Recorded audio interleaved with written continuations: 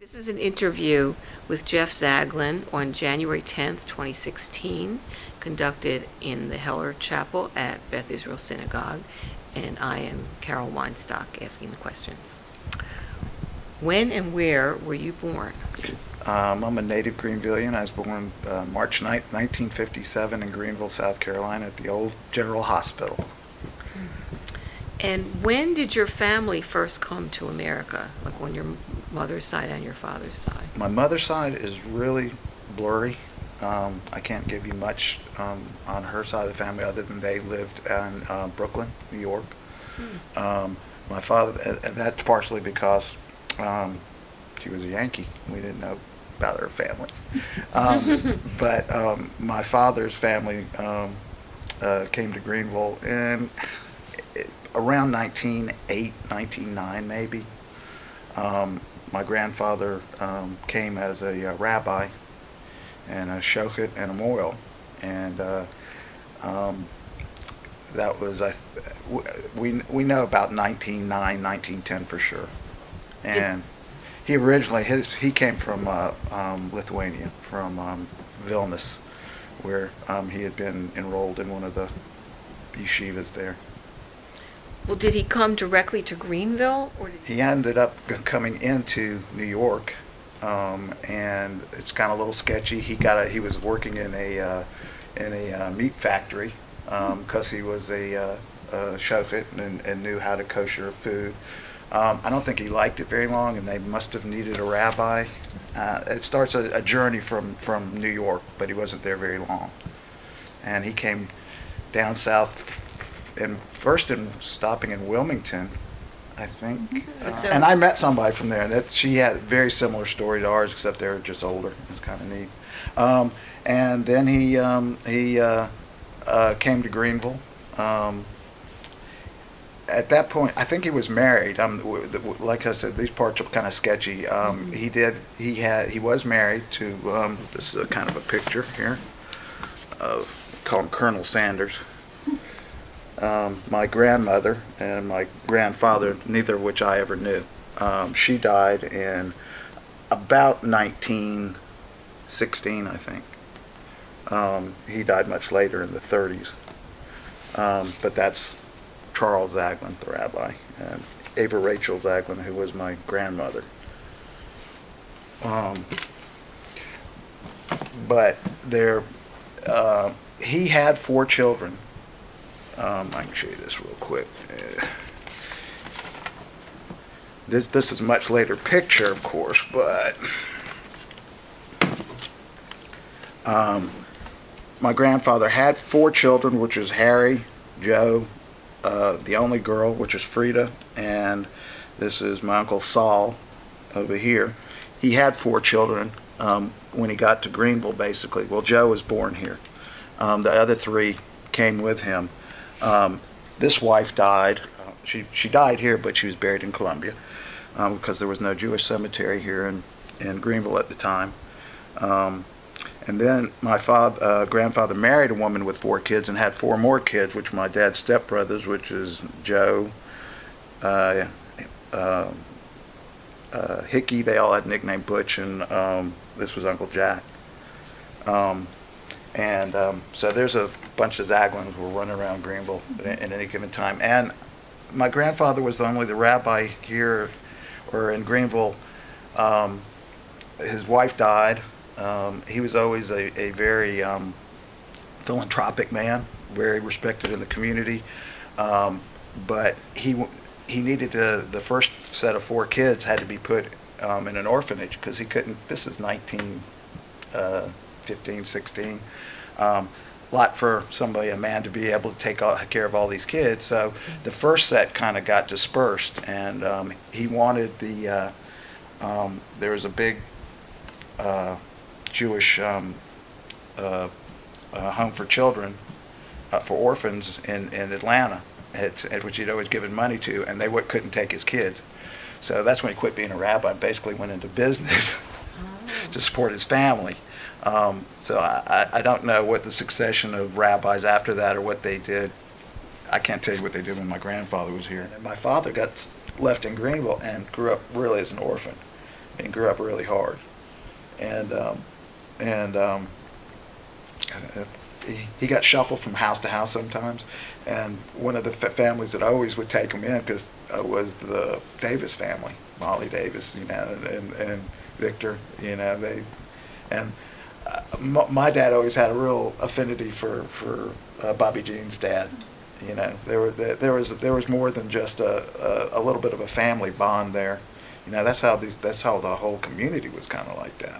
That's kind of the beginnings of the Zaglins in Greenville. So when he came here, you think it was with the intention of being a rabbi? Oh, he was brought here. He was brought here. He was brought here as a rabbi. By They were trying to. This was before the charter I saw was from 1916. I mean, he was rabbi before then. So it was before they even had the probably formal had a charter, thing and yeah. had the building. They Yeah, wanted to yeah, start a congregation.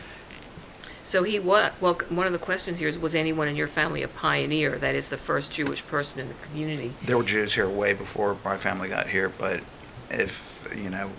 we got here a while ago. He was a pioneer as the first rabbi. I guess. Describe the various professions, businesses, or jobs family members have engaged in as far back as you told us a little bit. Yeah, like I said, my grandfather ceased being the rabbi here, but even though he was extremely sought out in the community as an advisor, he still butchered. He had an abattoir, which was a fancy word for a slaughterhouse. Had a little bit more thing. So my grandfather had that. He got into business, and he had basically a grocery store on Coffee Street. And again, I saw this was given to me, and it said it being established in 1909. I'm not sure about that.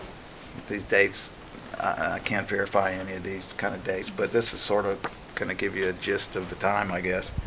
I was showing, this is from 1932, which was an advertisement in the Greenville News for Zaglin's Market. And the thing about Zaglin's Market is he sold kosher and non-kosher meat. Of course, he didn't sell a lot of kosher meat.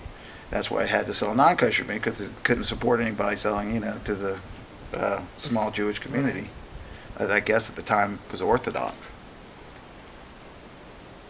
Good prices. Grandma's Pure Lord, 48 cents. Like I told Heidi and Katie. My grandmother never touched lard in her life. I know that. She was, these people were fairly, religious folks. So what about your father? When did he start the Army-Navy store? My father, my father kind of did a lot of things in Greenville at different times, including the Zaglin boys were known for liking to have their fun. So they all grew up in Greenville. There's all these crazy stories I still hear to this day about my uncles, my father, as well as other people's parents. He did a variety of things. He had a roofing company at one time. He had little different things, but he stumbled into the surplus business with his brothers pretty much a little bit after World War II, in the late 40s, 46, 47. And he opened in various locations, and it wasn't, a smooth just opening a store and doing business back then. Greenville was a hustling, bustling little place, and he was on the west end of Greenville, which isn't the fanciest area, and started it almost 70 years ago. Wow. And we're still there. Do you think it was any harder being Jewish and starting a business than for wasn't Jewish? I don't get that impression from the guys that I knew that opened business. I inherited one, so I can't really speak to that. But I know a lot of the some of the old timers who were flourished in business because they were honorable businessmen, honestly, and I think that was an asset anywhere. I don't think we were Jewish in the community, but these guys were solid businessmen. My father included. I mean, you can't stay in one place for that long without some sort of little bit of a reputation. Right. I think. Good or bad. And so were most of the Jewish businesses on or in the downtown area, like on the Main Street area that You know, a of? little bit. There were quite a few even in my time. And we're talking, you know, when I remember Main Street was probably during the mid '60s to late '60s and '70s, and of course, growing up, you know, cruising Main Street, that kind of stuff. But there were quite a few Jewish businesses along clothing. There was auto parts. There were in the vicinity. There were liquor stores. A lot of service industries. Weren't a whole lot of, I don't remember a lot of professional doctors, lawyers at that time. They were more businessmen. Do you think that had something to do with the non-Jewish community here in Greenville? About the professions? Yeah. Not at all. It's a different time. I mean, these guys came out after, you know, World War II. They were, you know, and plus their parents that came here before pretty much already had established businesses. It wasn't, I think, until the next generation, I think it was a generational thing, that you saw people's kids, you know, wanting to go into those kind of professions. Back then, unless, I know all my doctors, you know, I never had a Jewish doctor in Greenville. I think these guys already had a history of business in the business community. And I'm sure there's some that I'm not even thinking about that I don't know because I don't ever get sick. So, and you said you have one sister? I have one sister. She's the oldest of 4 siblings. She was born in 1949 here in Greenville. That's Evelyn. And then I have 2 brothers, older brothers. And where are they? I'm the baby of the family. Oh, okay. And so where do they live now, and what do they do? Evelyn, the oldest, lives in, she lives right next, she lives in Hartsdale. She's been living in the city forever. She has 2 kids that were raised pretty much in New York City and then out onto Westchester or whatever it is over there. My brother Bobby is the next in line, lives in San Francisco. He's a pediatrician. Got a couple of kids. My brother Ken lives in Seattle. Again, he owns a real estate company. John L. Scott. I don't know if it's West Coast stuff. And he's got a couple of kids, and they live out on Vashon Island. So we're really spread out. So did they all leave Greenville to? One brother left Greenville to get, the one in Seattle left Greenville because it was the farthest away from Greenville it could get at the time. But that, you know, that's way, you know, that's where he loves it there. So, yeah. You know, that's not an issue anymore. But when he went out that way, that's what he was trying to get. So where did you go to school? You went to all? I went to Summit Drive Elementary School, which is right across the street from where we sit. 1st through 6th. Then I went to League, which is not too far from here, and then Wade Hampton High School. I'm a product of Greenville's some of their finest institutions. One of the kids wanted to know, were you ever treated differently by your teachers for being Jewish? By my teachers? Or the students? Or the students? Not really. I mean, you know, curiosity. I mean, my mother was, and I'm sure you'll get to that later. I mean, my family, in terms of growing up here, we were probably a little bit more on the religious scale than some of the families. You know, my mom was from New York, and she always kept a kosher home. Still does to this day, right? Another couple of blocks from here. She's going to be 97 this year. I mean, I grew up with probably the same way you did with your kids, Erica did with our kids. We went into the schools and showed them our holidays, and kids would look forward to it every year. You know, I was the lucky one with 8 days, and no, not really. You know, slight incidents here and there. Some of them possibly provoked by me, but. So did you have Christian friends? Oh yeah, of course, yeah. But then again, I had the same Jewish friends growing up from kindergarten here at Beth Israel all the way through, you know, high school and stuff. Right. Well, that's to describe your Jewish education. So you're telling us you grew up going to Hebrew school here and everything. And did you have a bar mitzvah here? Yes, bar mitzvah right here. And did you belong to like BBYO or one of the Jewish youth organizations? I'm ashamed to say I wasn't a participator in much of that kind of stuff. I was always kind of outside with my buddies and stuff like that. My other brother Ken was BBYO and Temple AZA. I did play. I did get involved because we played basketball. So I was on the back then. I guess it was B'nai B'rith. I don't know. It was AZA was the team, and I don't even think they have that kind of. They don't have B'nai B'rith anymore here. I don't think so. I think there's a basketball team with the Temple. Now the basketball team with the Temple, I play with those guys. We just played on Thursday. Did you go to Shoal growing up? Did you? Pretty much, yes.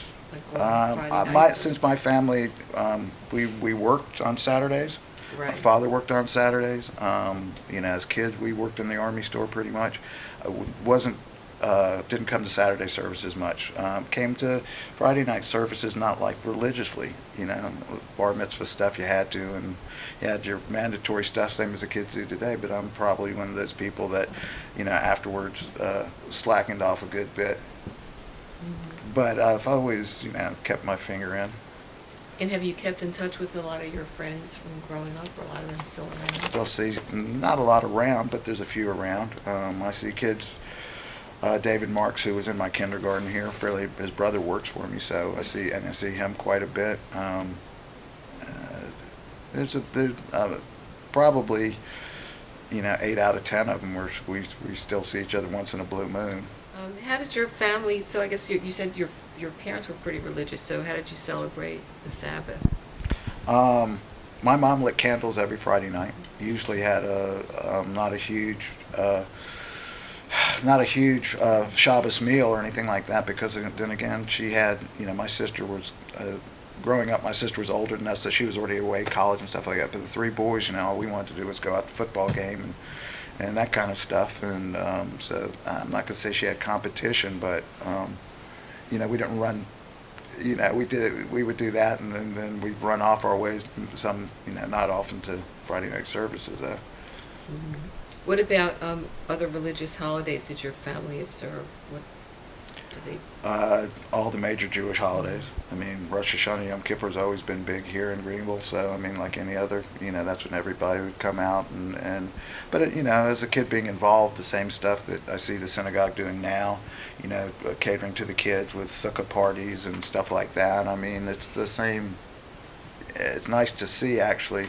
That perpetration of the simple things that have been meaningful to this congregation forever. I'm around here a lot doing a little maintenance things. That seems to where I've fallen, where I can help the most around here. And I'll come in sometimes and just seeing the kids practicing up here and what they do, not what they don't do, but what they do. It's really, really nice, really nice. And was your family concerned about Jewish identity? Oh, my mom definitely. My father deep down probably did, but it wasn't outward like my mother. My mother would definitely, and we always had non-Jewish girlfriends, for the most part. So my mother, we knew where my mom stood. There's no doubt about it. Mm-hmm. Did your family keep kosher when you were growing up? In my house, sort of, in a southern way. What does that mean? Well, obviously the Zaglin family likes meat. Right. Keeping kosher in Greenville for those years in a house, by then there was no kosher butcher, no any kind of thing, so you had your kosher meat. And my mom is alive to this day because she doesn't eat meat, she's always eating fish.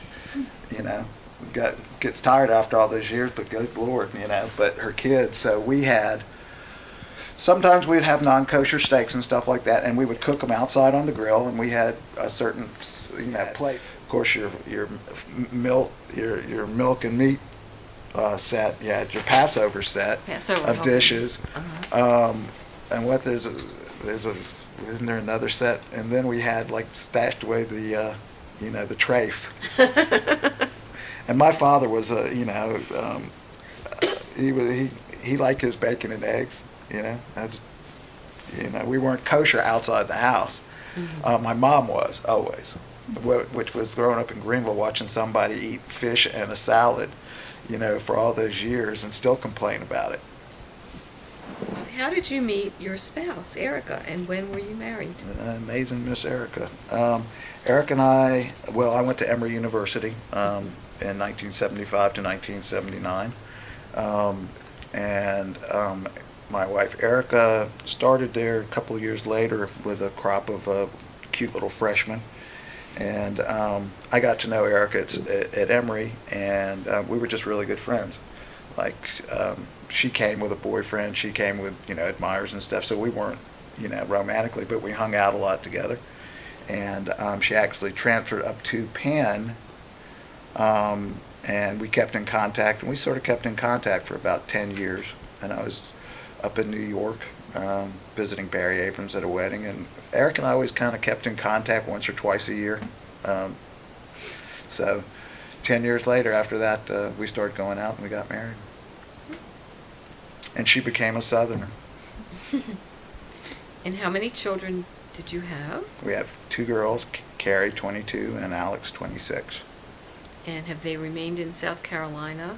Alex, no. Alex always knew she was going to be a big city girl. Has been, living in New York and now in California, but never really considered Greenville. It was always a home base, but it was not where she was going to spend her life. Much kind of the reverse of what Erica got. And Carrie is a dyed-in-the-wool South Carolinian, that thinks Taylor's is a real place. Are there any intermarriages or conversions into or out of the Jewish faith in your family? Yeah, some. Let's see. Kenny, my oldest brother, Kenny, who married a Jewish woman that divorced her and remarried a girl who was not Jewish but converted. My brother, my other brothers, been married again twice, both to non-Jews who converted. One of them did, I don't know, but the new one. My sister, who was married to a Jewish fella, and then myself, who's married to Eric, and she's Jewish. Let's see, how Jewish were your ancestors? Because I never knew any of my grandparents, including the ones on my mother's side. I can't say, but from what I understand, of course, my grandfather, I think they were very religious. I think it rubbed off on my family, and we stayed a little bit more religious with the kosher, house and stuff than a lot of, other people in the community, even though there were other people who were much more religious and much more kosher than us, one of them being my aunt, Frida. But there was a small community of, that were more Orthodox that slowly have, died out. I know for my grandfather I've been a rabbi, and my mom, she's very religious. So I guess the synagogue was a very important part of their religious life? For sure.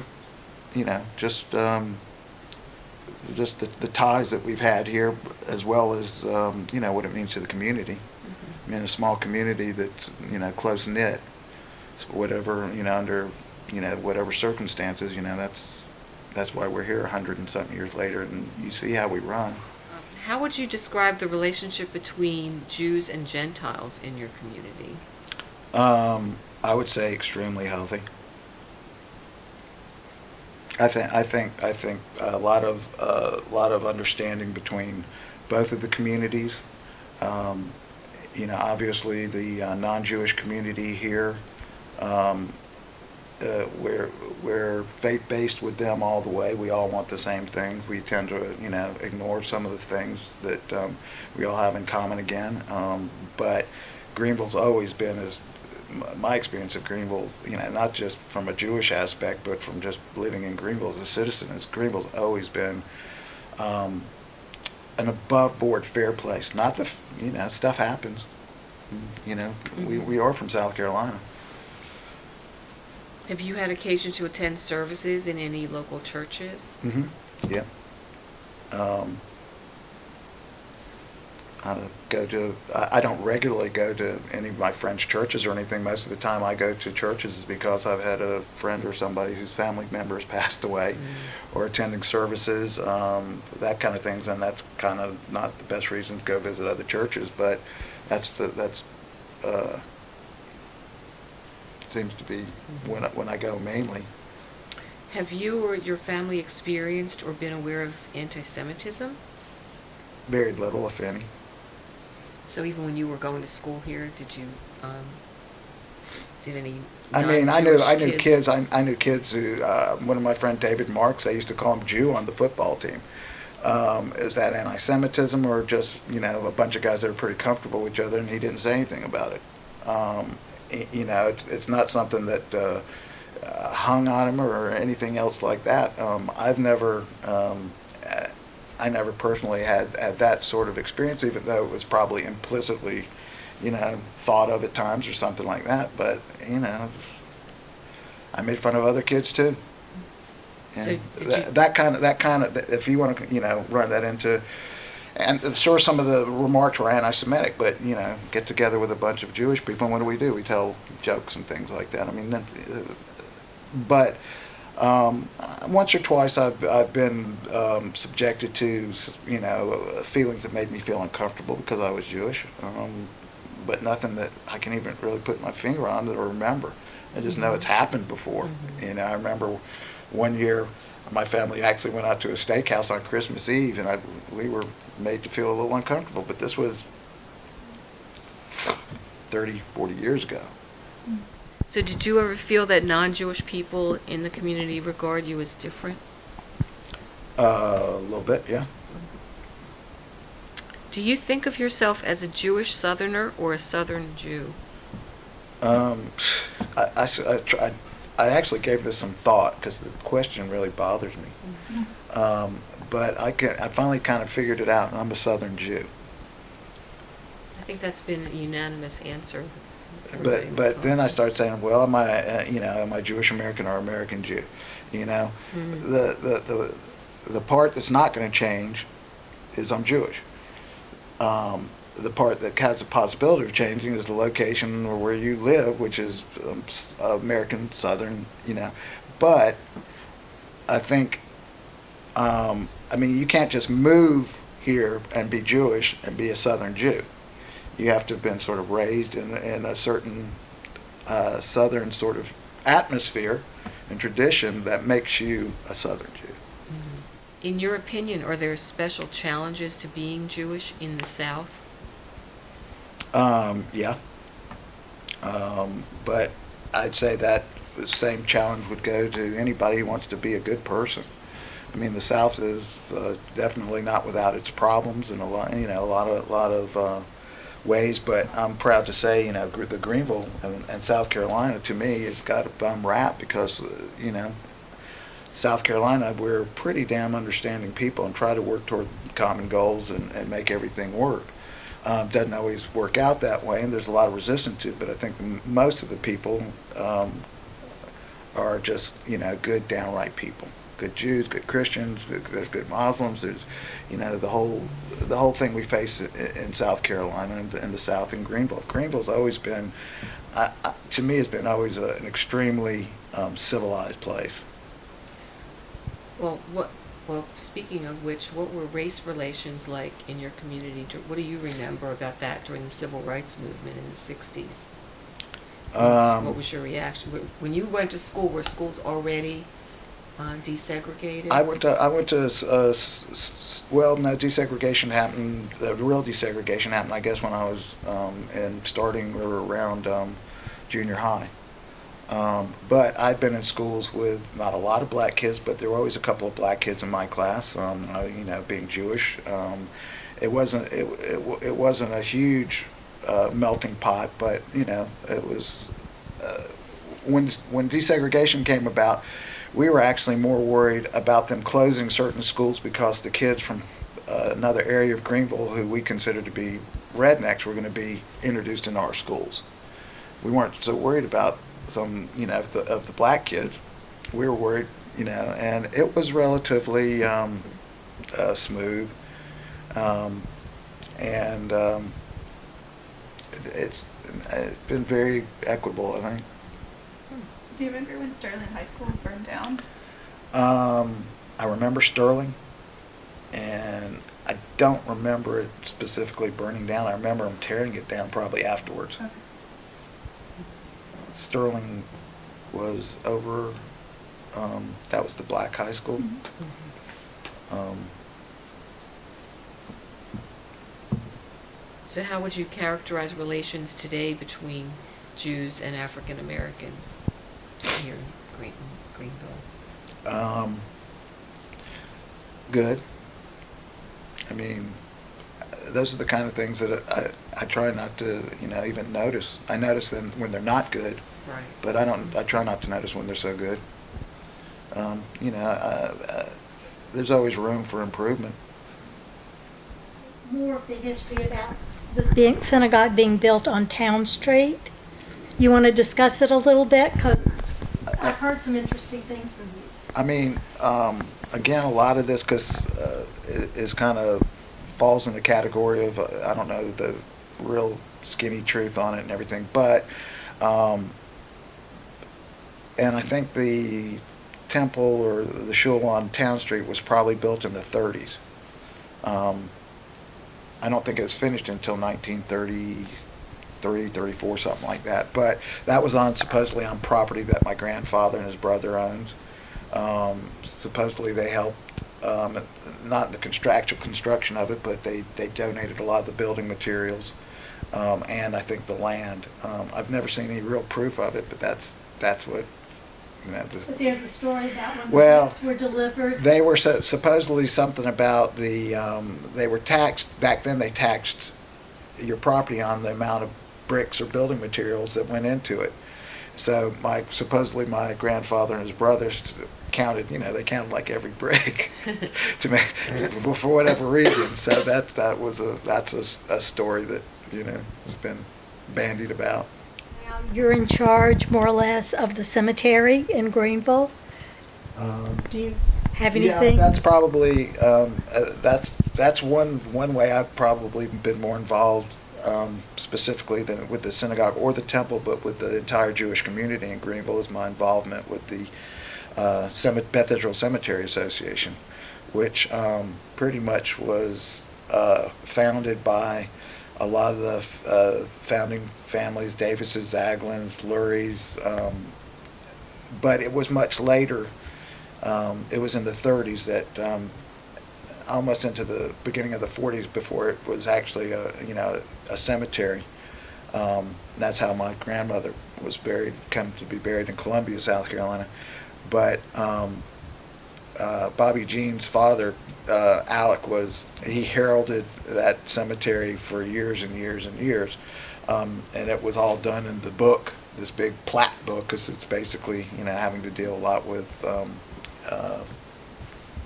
graves and positions and stuff like that, and keeping a lot of record keeping. But it was a way that these guys really got connected to the community, not only from the synagogue, but also the temple and anybody else that was Jewish, because if they needed a burial in Greenville or something, the cemetery became used by both congregations. I'm not exactly sure, back in the 50s, I think it was. Before it was strictly, I think, for members of Beth Israel. But it was used by both congregations, but it became legally a kind of a ward of both congregations back in the 50s. And Alex Davis, it was, he really ran it. It was not a one-man operation, but it was, that's who took care of it back then.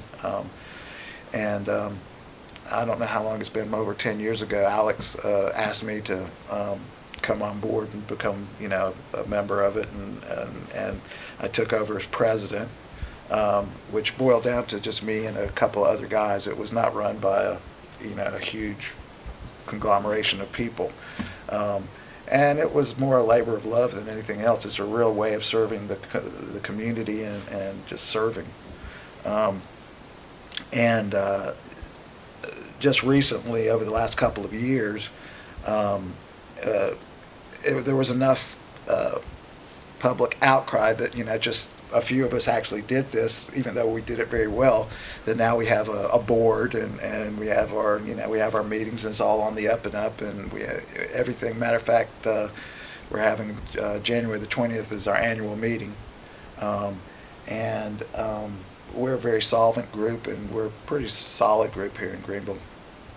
And the best thing is there's no better way to serve, because we're dealing with, an unpleasantry that really helps people. Mm-hmm. And my whole board feels the same way. I mean, and it's honestly can get to be more than just a little bit of work. And these people all, do it graciously. Do you feel like it's even more meaningful for you because it's kind of like full circle, since your grandmother couldn't be buried here because there was no cemetery, and now you know that won't happen to other Jews in the future? I mean, one of the reasons why Alec asked me to assume that position was because he knew my family had history here. And, especially at our cemetery, we're pretty, we're pretty dedicated to the people who, came through this community and made the community what it is. And it's our responsibility to, honor their memories as best we can. And in that respect, he knew I knew a lot of the names sounded familiar, And again, like I said, if I can tell Miss Cogan that I visited Phil out there and everything's good, that's a kind of a nice way to be able to connect with the community. So in a way, I feel it's full circle. This position was kind of been given to me for life, even though they can vote me out anytime they want to. So it's I do consider it sort of full circle, and that's why it's meaningful for me. Mm-hmm. Well, it's a real mitzvah that you're doing. Thank you. Did I hear that there's a house on Stone that was your grandfather's? Is that right? Or He had a couple of houses because he was a mover and a shaker, and he owned property in Greenville. He was part of the business community, but one of the houses he built is on Stone Avenue.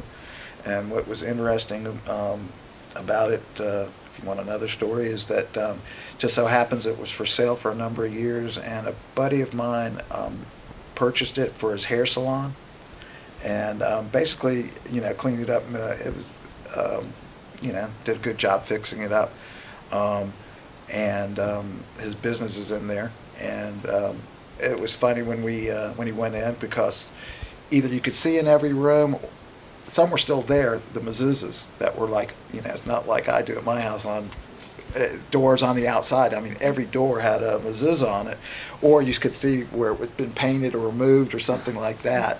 And I actually got one of the mezuzahs, from that house. But what was cute, one of my uncles who grew up in that house saw like where the phone that he called my Aunt Frances. We were looking at the house, they were visiting from Atlanta, and he saw the little cubby hole like where they used to put the phones, and she was from Atlanta, he was from Greenville, and they would talk on the phone, and she said, what's the phone number? And he'd go, CE309. You better not ever forget that number. It's so funny.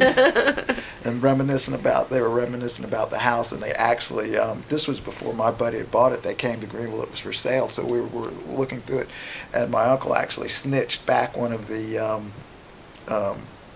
door handles. It had kind of like a crystal-looking door handle on his old house, and he actually snitched it. He was pretty proud of that handle. Do you have any stories about this building? This building? Well, I forgot to show you this. I'm sorry it's so late. This was probably important. That's my father and my Uncle Saul, and some of the other older Jewish families, Carl Proser, Jack Bloom's father, Mr. Shimlock, Mr. Beekoff. This was the groundbreaking. Did I show you that? that's great. I actually planted on Tu B'Shvat. Mm-hmm. I didn't bring it, but I have a clipping of me and one of the Fetter boys, and had gotten picked to plant a tree that's still out here in the front yard. The playground back, and I haven't seen the new playground, so I'm glad y'all have me here because I could walk back there and see it. They just One of our big accomplishments lately is I think pretty much Sisterhood. the sisterhood, which is always, amazing here at the synagogue. We wouldn't know what to do without the sisterhood. Has the sisterhood stayed pretty constant? Yes. Okay. Yeah, in the worst of times, you could always count on the sisterhood, and that says a lot about the female Jewish community here in Greenville. Sisterhood always donates money to the religious school. And really lately, I can't applaud the sisterhood enough, because even though the show is run by ladies now, sort of, but it's a good thing. And just see anybody that steps up and fills a need in the position, male, female, black, white, I don't care, but especially to see these ladies and the dedication they did. That's that's another big. If you want, we're trying to get recruits here at the Beth Israel. That's another good reason, because you'll always have a home with the sisterhood. I mean, my wife was not. My wife, coming from New York, was not a religious person. Didn't come from a religious background. She was culturally Jewish. She could care less about religious things, and still is kind of that way, but knows more than she ever did. Of course, she's lived here for quite some time, but because coming in the sisterhood and what it meant to be involved in a Jewish community, and especially being with Jewish women that they could parlay. So it's a wonderful thing about Beth Israel.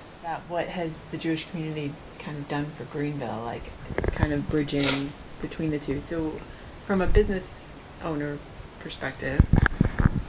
I mean, there's been a lot of contributions, that the Jewish community, whether it's been, a lot of these same guys that ran the synagogue also, had plants where they employed people and were known to be excellent employers, fair people. You had civic leaders that, for whatever reasons, or part of a political system here. You had, I think we've given, sort of what we get. It's not a conscience. We do. That's in the civic arena. And to say these people are members of our congregation, that of course shines a good light on us and our Jewish community. I think what we're doing now is really important, because I see a lot more outreach to the non-Jewish community from the Jewish community when we can on, like the last thing we did with feeding the hungry on Christmas Eve, filling in some gaps there. I honestly think we could do more as a Jewish community to get our, if that's what's important to you, the important things, we keep doing good work. But I wouldn't mind, us being a little bit more on the map. Because our congregation here has remained like this forever. We haven't seen a lot of growth over the years. It just seems to stay stable, which in terms of somebody that's been here for a long time, the changes I see are less in the change of the synagogue, but in the change of the people who are going there, and the running of the synagogue almost stays sort of the same. And we've had some challenges here that right now we're working on, and we're gonna come through it great, because even though right now we don't have a rabbi, sisterhood is cranking. Everything is still, our core values are still, working. But we do need, we need to look to the future, and we need to, concentrate on that right now.